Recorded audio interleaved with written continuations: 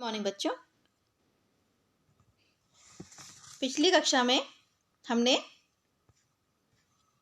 पाठ 17 काल और वाच्य के में से काल के बारे में जाना था कि काल किसे कहते हैं तथा काल के कितने भेद होते हैं। आज हम जानेंगे वाच्य के बारे में। वाच्य किसे कहते हैं तथा वाच्य के कितने भेद होते हैं। तो वाच्य किसे कहते हैं? वाच्य जो है वह क्रिया का रूपांतरण है। वाच्य के द्वारा हमें क्या पता चलता है? वाच्य के द्वारा हमें पता चलता है कि वाक्य में कर्ता की प्रधानता है, कर्म की प्रधानता है या भाव की प्रधानता है। ये हमें वाच्य के द्वारा ही पता चलता है। तो हम वाच्य की परिभाषा इस प्रकार भी दे सकते हैं कि क्रिया के जिस रूप से यह पता चले कि वाक्य में क्रिया द्वारा किए गए कार्य का प्रमुख विषय कर्ता है, कर्म है या भाव है, उसे वाच्य कहते हैं।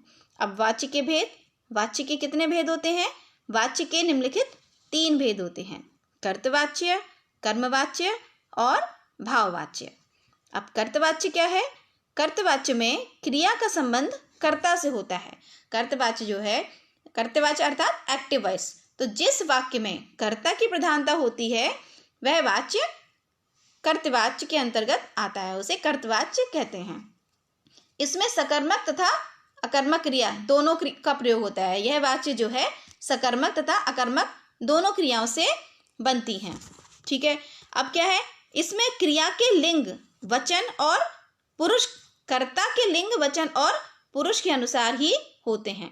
जो क्रिया के लिंग, वचन, लिंग है, लिंग, वचन और पुरुष,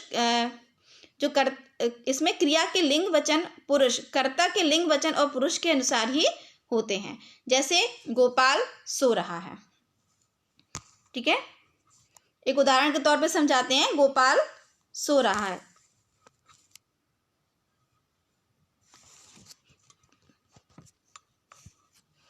गोपाल सो रहा है। ठीक है, तो यहाँ क्रिया का प्रभाव किस पर पड़ रहा है? कर्ता पर। कर्ता क्या है यहाँ पर? गोपाल। और क्रिया क्या है? सो रहा है। तो यहाँ पर कर्तवाच्य हुआ। अब गोपाल, गोपाल की जगह अगर हम इसका लिंग चेंज करते हैं, गोपाल की जगह हम, गोपाल पुल्लिंग है तो यहाँ पर क्रिया भी पुल्लिंग ही आ रही है। अगर गोपाल की जगह हम सीता करेंगे कि सीता सो रहा है, तो ये गलत होगा। अगर यहाँ पे कर्ता स्त्रीलिंग होगी, सीता होगी, तो यहाँ पर क्रिया भी स्त्रीलिंग ही हो जाएगी, जैसे सीता सो रही है। ठीक है। और ऐसे ही अगर एक वचन या बहुवचन होते हैं तो उसके अनुसार भी क्रिया का जो क्रिया है वो बदल जाती है। जैसे बच्चे सो रहे हैं, बच्चे बहुवचन है तो बच्चे के साथ सो रहा है नहीं आएगा। बच्चे अगर बहुवचन है तो क्रिया भी बहुवचन ही लगेगी, जैसे बच्चे सो रहे हैं। तो यह कर्तवाच्य के अंतर्गत आता है। अब तीसरा क्या है? दूसरा क्या है? कर्मवाच्य।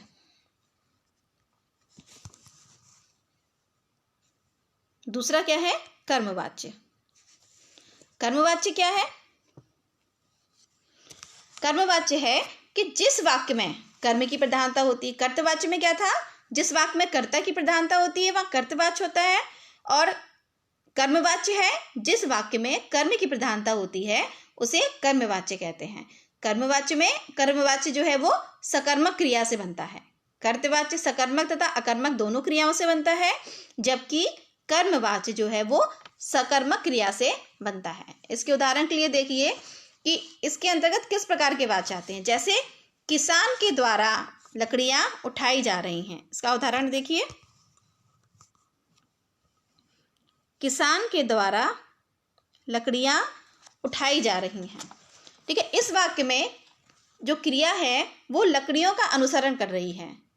क्या कार्य हो रहा है? उठाई जा रही हैं। अब क्या उठाई जा रही हैं? लकड़ियां। तो यहाँ पर क्रिया जो है वो लकड़ियों का अनुसरण कर रही है। तो यहाँ पर क्रिया कर्ता का अनुसरण नहीं कर रही है। कर्ता यहाँ पर पुल्लिंग है तो क्रिया भी पुल्लिंग होनी चाहिए। कर्ता क्या है? किसान। ठीक है, किसान अगर पुल्लिंग है तो यहाँ क्रिया भी पुल्लिंग होनी चाहिए, लेकिन नहीं, क्योंकि यहाँ कर्ता का अनुसरण नहीं कर रही है तो इसका मतलब है कि यहाँ पर क्रिया कर्म के अनुसार बदली जा रही है, कर्ता के अनुसार नहीं बदली जा रही है, इसलिए यहाँ पर कर्मवाच्य होगा। ठीक है। अब तीसरा आता है भाववाच्य। तीसरा क्या है?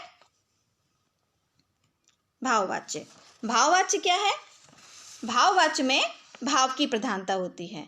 ऐसे वाक्यों में भाव की प्रधानता होती है। यह वाच्य जो है अकर्मक क्रिया से बनता है। सकर्मक जो कर्तवाच्य है वो सकर्मक तथा अकर्मक दोनों क्रियाओं से बनता है।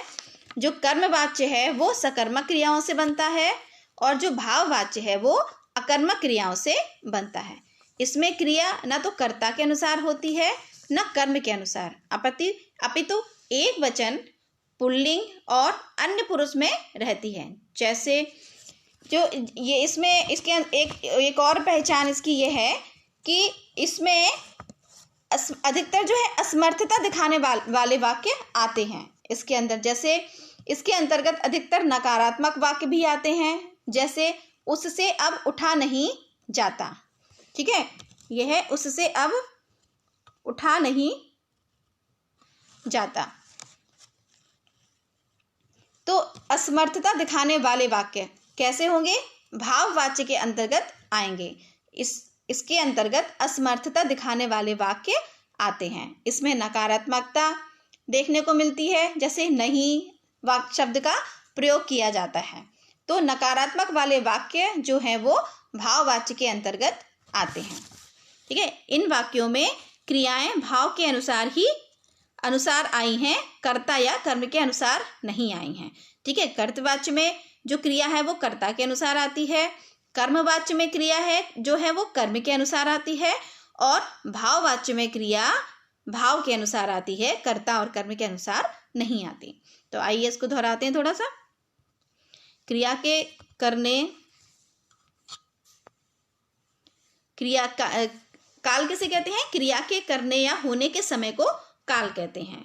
जो समय बीत गया है उसे क्या कहते हैं? भूतकाल कहते हैं। और जो समय अब चल रहा है उसको क्या कहते हैं? उसको वर्तमान काल कहते हैं। और आने वाले समय को भविष्यत काल कहते हैं। तो क्रिया के जिस रूप से यह पता चले कि वाक्य में कर्ता, कर्म और भाव में से किसकी प्रधानता है उसे क्या कहते हैं? उसे वाच्य कहते हैं। ठीक है, तो ये आपका पाठ 17 काल और वाच्य पूरा हुआ। इसकी आप जो एक्सरसाइज है, क्वेश्चन आंसर है, वो आप कॉपी में लिखेंगे और उसको होमवर्क ग्रुप में भेजेंगे सभी लोग। Okay, good day students.